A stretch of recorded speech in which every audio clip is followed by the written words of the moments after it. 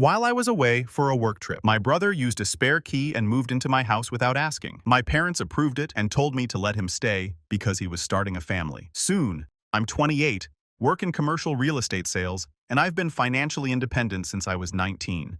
My younger brother is 26, works part-time at a vape shop when he feels like showing up, and has been financially dependent on our parents since forever. The difference between us isn't just our work ethic, though. It's how our parents have treated us our entire lives. Before I get into the main story, you need to understand the family dynamic I grew up with, because context matters here. The golden child favoritism in my house wasn't subtle. It was so blatant that teachers, neighbors, and extended family all noticed it. When I was 8 years old, I saved up my allowance for months to buy this remote control helicopter I'd been wanting. Finally got it played with it for maybe 2 days before Ethan broke it. He was 5, grabbed it off my desk and crashed it into the garage door. Things shattered. When I got upset, my parents told me accidents happen and that I needed to learn to share. No replacement, no consequences for Ethan. That same year, Ethan wanted this expensive Lego set. My parents bought it immediately. When he lost half the pieces within a week, they bought him another one. Different rules for different kids. Middle school was more of the same. I got straight A's and got a good job at dinner. Ethan brought home 3 C's, 2 D's, and a B- in gym, and my parents took him to his favorite restaurant to celebrate how hard he tried. High school amplified everything. I joined debate team, worked at a restaurant, and maintained a 3.9 GPA. Ethan barely graduated with a 2.1. When I graduated, my parents said parties were too expensive. 3 years later, Ethan's graduation had catered dinner, a DJ, and 80 people in our backyard. My mom said, "Your brother needs more encouragement than you did." When I was 16, I wanted a car. My parents told me to save up myself because learning responsibility builds character. I worked at a restaurant washing dishes, lived off ramen, and saved every penny for 2 years. Finally bought a beat-up Honda Civic with 180,000 miles. That car burned oil and had no AC, but it was mine because I earned it. When Ethan turned 16 3 years later, he mentioned wanting a car once at dinner. 2 weeks later, my parents bought him a 3-year-old Camry with 30,000 miles. Their explanation: "Your brother isn't as capable as you. He needs more support." Within 6 months, Ethan had 3 speeding tickets and a fender bender. My parents paid for everything. College was the same pattern. I went to community college, then transferred to state school because that's what I could afford while working night shifts at a grocery store. Graduated with a business degree and $12,000 in loans. Ethan went to an expensive private college at $50,000 per year. My parents paid for everything: tuition, apartment, credit card, spending money. Took him 6 years, changed majors 4 times, and ended up with a general studies degree. When I questioned the unfairness, my dad said, "You turned out fine on your own, so our approach worked." The favoritism was so obvious that even extended family members would comment on it. My aunt once asked my mom point blank why Ethan got so much more support than I ever did. My mom's response was that I was naturally self-sufficient and didn't need as much help. What she really meant was that I learned early on that I couldn't count on them, so I figured out how to handle things myself. I never asked my parents for help after turning 19. Worked full-time through college, graduated at 22, got my real estate license and started making decent money by 25. Bought my first rental property at 26 with money I'd saved living cheap. By 27, I'd saved enough for my own house. 3 bedrooms, 2 bathrooms, nice neighborhood in Columbus, Ohio. That house represented everything I'd accomplished without their help. 20% down payment to avoid PMI, comfortable mortgage. The day I got those keys was my proudest moment. I called my parents about the house. Mom said, "That's nice, dear. Your brother got promoted to shift supervisor." His promotion was at a pizza place with a 25-cent raise. I'd made the biggest purchase of my life, and she redirected to Ethan within seconds. Ethan was living in their basement at 26. Never paid rent, never had a lease in his name, never budgeted for utilities. My parents covered everything while he worked 20 hours weekly at a vape shop. They'd complain he'd never move out while doing his laundry and handing him money. I kept my distance, showed up for major holidays out of obligation. Otherwise, lived my own life. Built my career, invested in properties, had my own friends, created a life I was proud of, separate from them. 6 months ago, Ethan started dating Jess. She was 24, worked at a salon doing nails, met her, twice seemed nice. Then, after 3 months of dating, Ethan announced she was pregnant. When Ethan announced the pregnancy at dinner, my parents were thrilled, absolutely over the moon. My mom started crying happy tears and hugging Jess. My dad shook Ethan's hand like he'd won the Nobel Prize. They immediately started talking about becoming grandparents, asking about due dates, discussing baby names. Nobody seemed concerned that Ethan had no stable job, no savings, and still lived in their basement. But sure, let's celebrate. My mom started buying baby stuff immediately. Within 2 weeks, my parents' basement looked like a baby store exploded. She'd send photos to the family group chat constantly. Look at this adorable elephant mobile. Or isn't this bassinet precious? Meanwhile, I'm thinking about who's actually going to pay for this kid's life. My dad started planning to convert part of the basement into a nursery. Started researching childcare costs and insurance plans. They were basically preparing to raise this kid themselves because Ethan and Jess clearly weren't equipped. I stayed out of it. Not my business. I had my own life, my own career, my own responsibilities. Their chaos didn't need to become my problem. But I should have seen the warning signs. Should have realized my parents would eventually try to pull me into fixing Ethan's mess. About 4 months into the pregnancy, Jess's parents kicked her out. The whole religious disapproval thing escalated. They told her she was an embarrassment and needed to leave. She moved into my parents' basement with Ethan. Now my parents had their 26-year-old son, his pregnant girlfriend, and an impending baby all under one roof. The basement was getting cramped. My mom started complaining about lack of space. I'd listen politely and think you enabled this, so deal with it. Flash forward to 2 months ago. I had this major work trip scheduled to Seattle for 8 days. One of my biggest potential clients was based there, a development company looking to invest in commercial properties across the Midwest, multi-million-dollar deals. This trip had been on my calendar for 3 months with multiple meetings scheduled, site visits, planned the whole production, potentially career-defining stuff. I spent 2 weeks preparing, created detailed presentations, researched comparable properties, built financial models. This client could set me up for years if I landed them. Before leaving, I did my usual travel routine. Asked my neighbor Bill to grab my mail and keep an eye on things. Bill's retired, lives 3 houses down, former accountant, the kind of neighbor everyone wants. Set my lights on timers. Made sure bills were on autopay. Set my Ring doorbell to send notifications. Standard procedure. Here's my mistake. I have a spare key at my parents' place. It's been there since I bought the house for emergencies only. Like, if there's a pipe burst while I'm gone, they can let emergency services in. Never had a problem with it in 2 years. That spare key became the source of all this mess. I should have seen this coming. Should have realized that emergency access meant they could give Ethan access, but I trusted them not to cross that line. I flew out Sunday afternoon. Direct flight, got in around 6:00 p.m., checked into my hotel downtown, reviewed notes, went to bed early. First meeting was Monday at 9:00 a.m. The week went incredibly well work-wise. Monday's initial meeting went great. Client loved my research. Tuesday, I did site visits to 3 properties they were considering. Wednesday was financial modeling reviews. Thursday, we had lunch with their full investment team, and I presented my comprehensive proposal. Friday was follow-up discussions and contract negotiations. By Friday afternoon, I was 90% sure I'd landed them. A deal that would triple my commission income for the year. I was so focused on work, I barely checked my phone except for client communications. When you're trying to close a deal this big, everything else fades. I'd glance at my Ring doorbell notifications occasionally and see normal stuff. Delivery trucks, neighbor kids, Bill checking my mailbox. Nothing concerning. Friday evening, around 8:00 p.m., my phone rang. Bill. The second I saw his name, my stomach dropped. Bill never called unless something was wrong.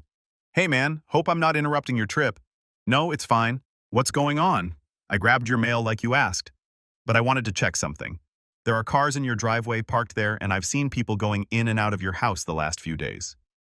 Figured maybe you had family staying there and forgot to mention it. My brain completely stopped. People in my house going in and out. Bill, nobody is supposed to be at my house. Nobody has permission to be there. Silence for a few seconds. Well, there's definitely people there.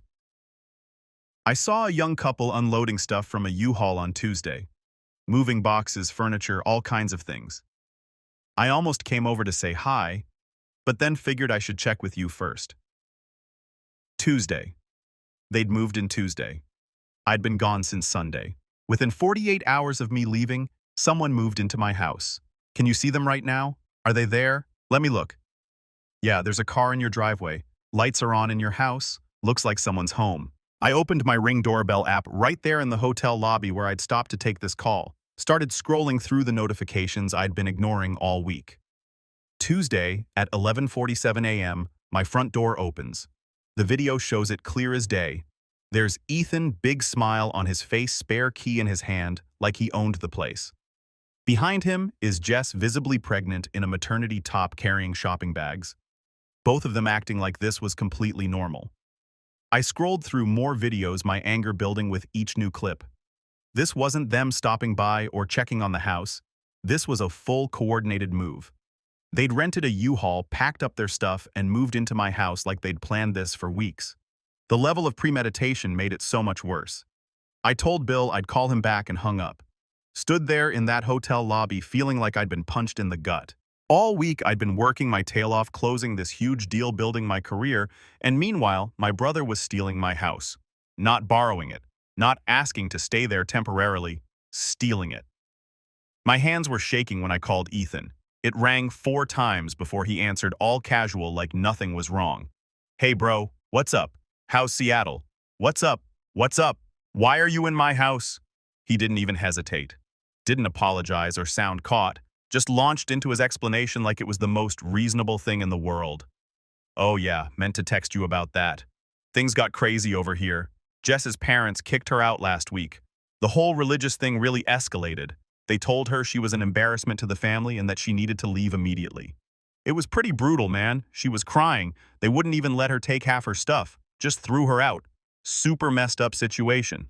Okay, and how does that lead to you being in my house? Well, Mom and Dad's basement is getting really crowded with all the baby stuff. There's barely room to walk down there anymore, and Jess has been stressed, which isn't good for the baby. The doctor said she needs to avoid stress as much as possible, so we figured we'd crash at your place for a bit since you travel for work so much. You weren't using the space anyway. It's actually perfect timing because you're gone and we needed somewhere quiet.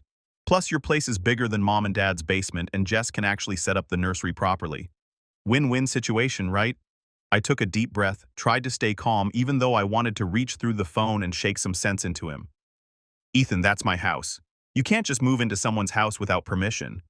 Did it occur to you to maybe call me and ask first? Dude, relax. It's not that big of a deal. We'll take care of the place. Actually, we already mowed your lawn because it was getting kind of long, and Jess cleaned your bathrooms. They were pretty gross, man. When's the last time you scrubbed your shower? We're being good tenants here. Tenants. He called them tenants. Like this was some official arrangement instead of breaking and entering. You need to leave today, right now. He laughed, actually laughed at me. Dude, Jess is 7 months pregnant. She's huge. We can't just pack everything up and move again. That's dangerous for her and the baby. The doctor specifically said she shouldn't be doing heavy lifting or getting too stressed. You want us to risk her going into early labor? That's on you then. Besides, we just got settled in. I already changed my address with the post office, so my mail comes here now. Set up bill payments to your address. The whole thing. Just let us stay until we figure something else out. You're being unreasonable. How long is until you figure something else out? I don't know, man. Maybe a few months after the baby's born. We need time to save up first and last month's rent for our own place. That takes a while, especially with baby expenses coming. You know how it is. Actually, you probably don't know how it is because you don't have kids. But trust me, it's expensive. We're trying to be responsible and save money before we move out on our own. A few months after the baby's born, Ethan, that's like 6 months minimum. You think you can just squat in my house for 6 months? It's not squatting. We're family, and yeah, probably around 6 months, maybe 8 to be safe. Babies are expensive, and we want to have a cushion saved up. Mom said you'd understand because family helps family. That's what she always says. I felt my blood pressure rising. I want you out by tomorrow. I get home Sunday night. If you're not gone when I arrive, I'm calling the police. His tone changed then. Got defensive. Whatever, man. You need to talk to Mom and Dad about this. They are the ones who gave me the key and said it was fine. They said it was the Christian thing to do, helping out family in need. Take it up with them. This isn't just on me. They approved it. I don't care who approved it. It's my house, not theirs. Mine. You don't get to just he cut me off. Look, I got to go. Jess needs help with something. Talk to mom and dad. They'll tell you you're being unreasonable about this. Later. He hung up. I immediately called my parents. My mom answered, "This conversation I'll remember for the rest of my life." "Hi, honey. How's Seattle? Did you give Ethan my spare key and tell him he could move into my house?" Silence then. "Well, yes, but it's not what you think. Jess had nowhere to go and Ethan needed help. We figured you wouldn't mind since you have all that extra space and you're gone so much anyway. You figured I wouldn't mind. You didn't think to ask me first. Honestly, we didn't think you'd be so selfish about it. It's just temporary until they get on their feet. Jess is pregnant. What kind of person would you be to throw them out on the street? The kind of person who owns his own house and expects basic respect from his family. Mom, this is insane. You can't just give someone permission to live in a house you don't own." My dad got on the phone. "Your mother's right. You're being selfish. Ethan needs support right now and you have the means to help. That's what family does. We're very disappointed in your attitude. Disappointed in my attitude. These people gave away access to my house without asking and they were disappointed in me. I want them out by tomorrow. I'm not negotiating this." My mom started crying. "Please don't do this. Jess has been through so much already. Her family abandoned her. We're all she has. If you kick them out, they'll have nowhere to go. Can't you just let them stay until the baby comes? Then they'll figure something out. Please, we're asking you as your parents to show some compassion here. This is what Jesus would do. No, they need to leave." My dad's voice went cold. "If you do this, you're showing everyone what kind of man you really are. The kind who values property over family. We thought we raised you better than that. Your brother is in a vulnerable position, and you're just going to turn your back on him. That says everything about your character. My house, my rules. They leave tomorrow, or I call the cops." They hung up on me. I sat in that hotel lobby trying to process what had just happened. My brother had essentially stolen my house with my parents' help. And now, I was the bad guy for wanting my own home back. I immediately called a locksmith company in Columbus and scheduled them for 9 a.m. Saturday morning.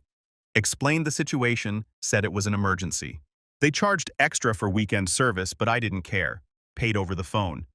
Then I called Ethan back and left a voicemail since he didn't answer. Told him a locksmith would be there at 9 a.m. to change all the locks. Told him if he wasn't gone by then, anything left inside would be placed on the curb and he could sort through it there. Then I called Bill back, asked if he could be present during the lock change to witness everything.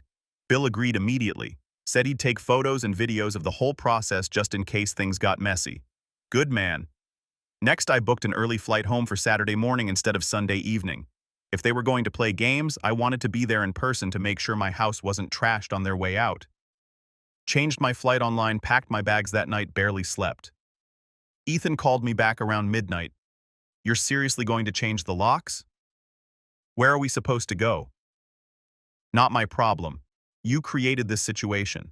Figure it out. Jess is pregnant. She can't be moving heavy boxes and sleeping on someone's couch. Have some humanity. I have plenty of humanity. What I don't have is patience for people who steal my house. You never asked permission. You just took what you wanted because that's what you've always done. Mom and Dad have enabled you your whole life. That ends now. I'm not them. This is unbelievable. You know what, fine. We'll leave. But don't come crying to us when you need family support someday.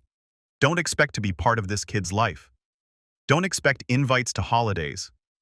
You're choosing property over your own nephew or niece. Hope it's worth it. It's my house, not property. My house. And yeah, it's absolutely worth keeping people out who don't respect basic boundaries." He hung up again. My phone started blowing up immediately. Texts from my mom, my dad, even my aunt, who somehow heard about this within minutes. All of them calling me heartless, selfish, cruel. My mom sent me a paragraph about how Jess was sobbing uncontrollably. And Ethan was so stressed that it wasn't healthy for the baby. How could I do this to them?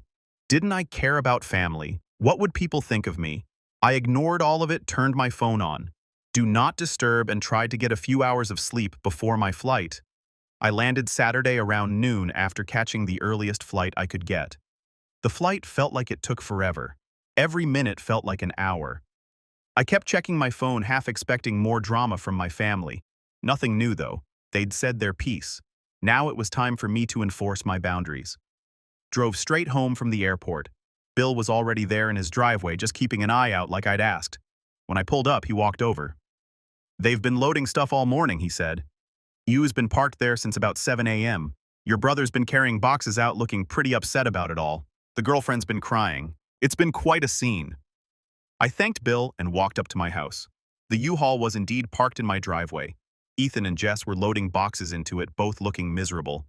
When Ethan saw me pull up, he shot me the dirtiest look I've ever seen, like pure hatred. Jess just looked sad and kept her head down. I didn't say anything, just unlocked my front door with my key and walked through my house to survey what they'd done.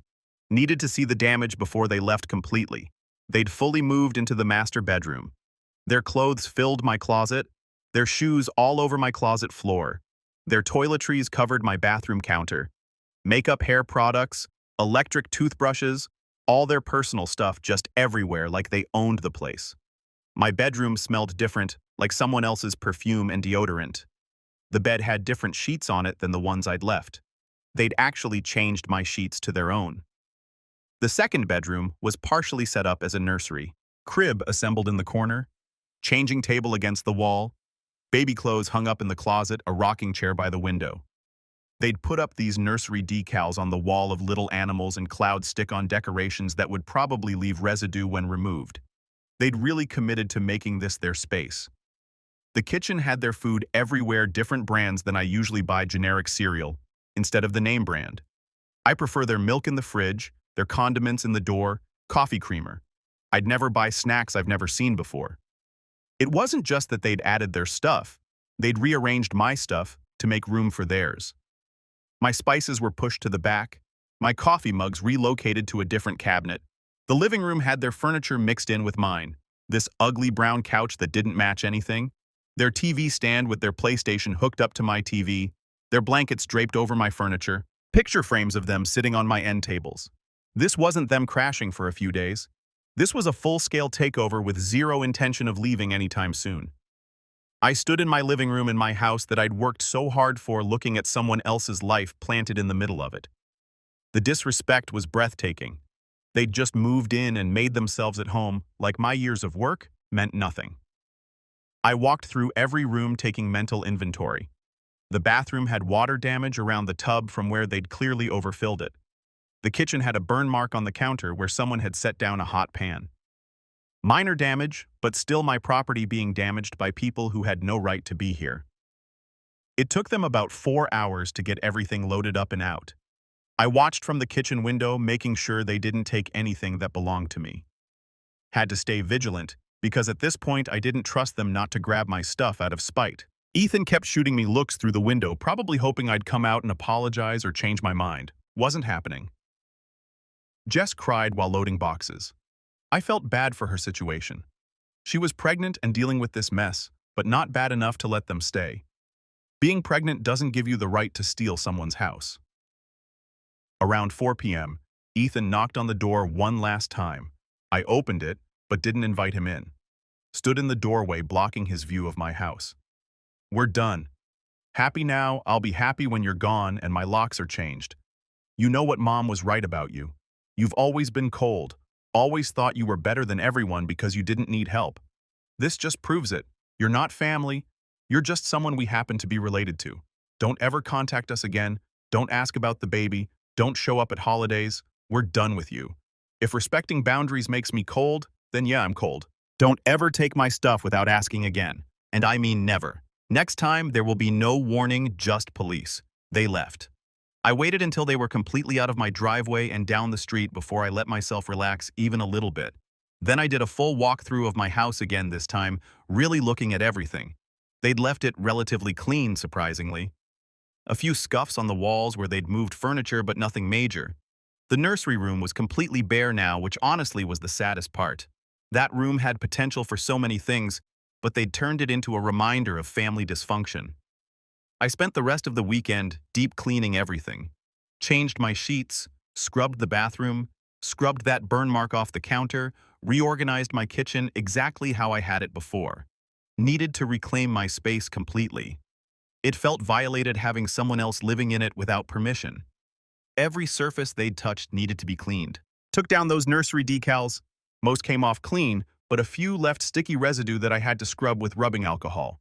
Moved all my furniture back to exactly where it was before. Reorganized my closet. Put my coffee mugs back in the right cabinet. Every single thing needed to go back to how I had it. By Sunday evening, my house felt like mine again. Clean, organized, exactly how I wanted it. But I still felt on edge like they might come back anytime. Monday morning, the locksmith came right at 9 a.m. as scheduled. Changed everything. Front door, back door, garage door, new keys, new deadbolts, new locks on everything. That spare key my parents had was now completely useless. Cost me $400, but worth every penny for peace of mind. I stood there watching the locksmith work, feeling this sense of relief wash over me. They couldn't get back in now, even if they tried. Even if my parents gave them the old key again, it wouldn't work. My house was secure. My parents called that afternoon. My dad went off immediately before I could even say hello. Mr. Locks, really, you changed the locks like we're criminals, like we can't be trusted. You gave my spare key to someone without permission. What did you expect, that I just let you keep access after you violated my trust like that? We expected you to act like family. We expected you to have some compassion for your brother's situation. Instead, you threw your pregnant sister-in-law out on the street like she was trash. What kind of man does that? Stop calling her my sister-in-law. They've been dating for 6 months, and I didn't throw anyone out on the street.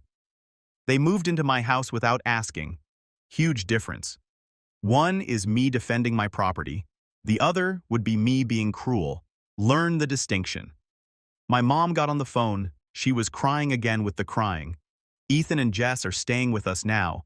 Our basement isn't set up for a baby. This is so stressful for everyone.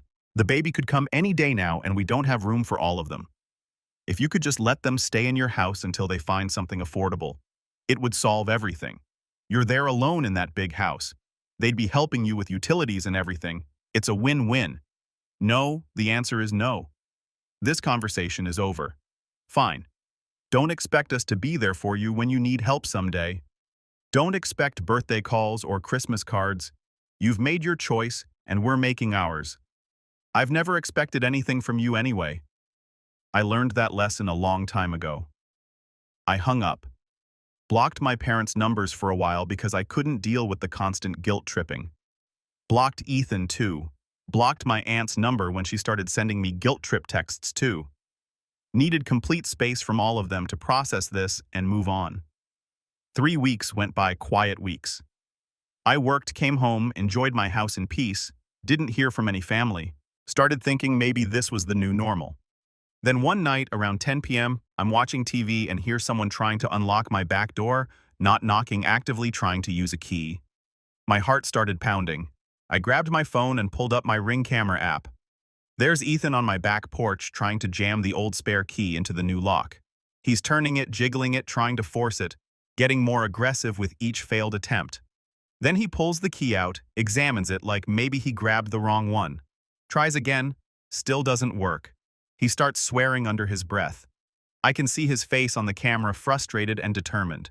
Then he tries the windows, starts at the window closest to the door, pulls on it, locked, moves to the next one, locked, goes down the line checking every single window on the back of my house. At one point, he tries to pry one open with his hands. When that doesn't work, he looks around my back porch like he's searching for something to use as leverage. This isn't someone trying to talk, this is someone trying to break in. I called 911. There's someone trying to break into my house right now. The dispatcher kept me on the phone. Are they still there? Can you describe them? It's my brother. He moved into my house without permission 3 weeks ago. I evicted him and changed the locks. Now he's back trying to get in. Stay inside and away from the doors and windows. Officers are on their way. I watched through the app. Ethan moved to the side of the house, now checking those windows. Then he came around to the front door. Tried the old key again. Same result. Key doesn't fit the new lock. He started banging on the door with his fist. I know you're in there. Open up. We need to talk. I didn't respond, just kept watching through the camera and waiting for the police. My hands were shaking, but I stayed quiet. He banged harder.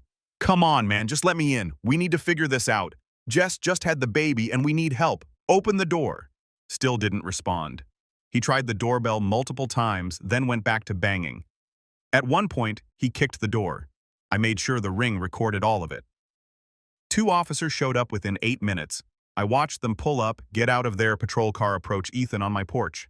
He was still banging on my door when they walked up behind him. Sir, step away from the door. Ethan jumped, spun around. Oh, thank God you're here. My brother locked me out. I need to get my stuff. Is this your residence? No, but it's my brother's house. I'm family. I was staying here and he locked me out while I was gone. That's illegal, right? He can't just lock me out. Do you have permission to be here tonight? I shouldn't need permission. He's my brother. I was living here. Does the homeowner want you here right now? Ethan hesitated.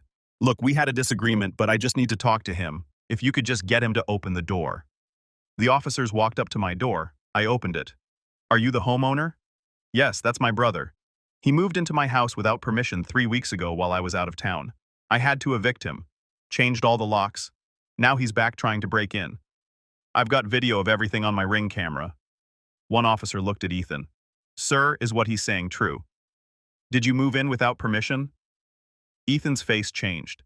That's not look, it's complicated. He's my brother. Family doesn't need permission. And I didn't break in. I used a key that doesn't work anymore because I changed the locks. I said, I've got footage of him trying to force windows open. Do you want him arrested? I looked at Ethan. He was staring at me with this mixture of anger and disbelief. Like he couldn't believe I'd actually do this. Like being family meant he could do whatever he wanted and face 0 consequences. Yes, I want him arrested. The officer nodded. Sir, turn around and place your hands behind your back. You're under arrest for attempted breaking and entering. Ethan's face went red. Are you serious right now? He's my brother. This is family business. You can't arrest me for trying to get into my brother's house. You don't have permission to be here. You attempted to gain entry to a residence that's not yours. That's attempted breaking and entering. Turn around. This is insane. My girlfriend just had a baby. We need help and he's doing this. What kind of person arrests their own brother? The officer reached for his cuffs. Sir, turn around now or you'll also be charged with resisting. Ethan finally turned around. They cuffed him right there on my front porch. Read him his rights while he kept shouting about how unfair this was and how I was ruining his life and how could I do this when Jess was pregnant and they had a newborn and needed help. The officers weren't interested in the drama, they just did their job. One of them asked me if I wanted to press charges. I said yes. Asked if I needed to come to the station. They said no. They'd file the report and someone would contact me. As they walked Ethan to the patrol car, he turned back to me. You're dead to me. You hear me? Dead. Don't ever contact me again. Don't try to meet my daughter. Don't show up at holidays. You're not family anymore. You're nothing. I watched them put him in the back seat. Watched the patrol car drive away with him inside. Stood on my porch in the night air for a few minutes, processing what just happened. Bill came over to give a statement. Told the police about the original unauthorized move-in. Confirmed he'd witnessed tonight's break-in attempt. Made the case airtight. My parents found out within hours. Mom called from a different number. Hysterical. Ethan is in jail. They set his bail at $5,000. We had to pay a bondsman. You had your own brother arrested. He tried to break into my house. He was just trying to talk to you, so he committed a crime. That was his choice. This is going on his record. How is he supposed to support his family with a criminal record? Should have thought about that first. Dad grabbed the phone. You've crossed a line pressing charges against your own brother. We raised you better than this. No. You raised Ethan to believe rules don't apply to him. You raised me to rely on myself. You succeeded at both. Don't call here again. Don't come to family gatherings. Ethan's child will grow up knowing they have grandparents who love them and an uncle who abandoned them. Sounds good. I hung up. Blocked that number too. Haven't spoken to them since. Ethan went to court 2 months later. I showed up with all my Ring footage, Bill's statement, and my eviction documentation. The prosecutor said it was one of the clearest cases he'd handled. Ethan pled guilty to attempted criminal trespass. Got a year of probation, a fine, and a restraining order keeping him 500 feet from my property. My parents didn't attend the hearing, neither did Jess. Ethan showed up with a public defender and accepted the plea deal. Looked miserable the whole time. The baby was born 3 weeks ago. I know because my aunt texted me a photo. She's the only family member still talking to me. She said Jess and Ethan are still in my parents' basement. Money's tight. Ethan lost his vape shop job because of the criminal record. He's doing food delivery now. Jess is on maternity leave from the salon, but might not go back because childcare costs more than she makes.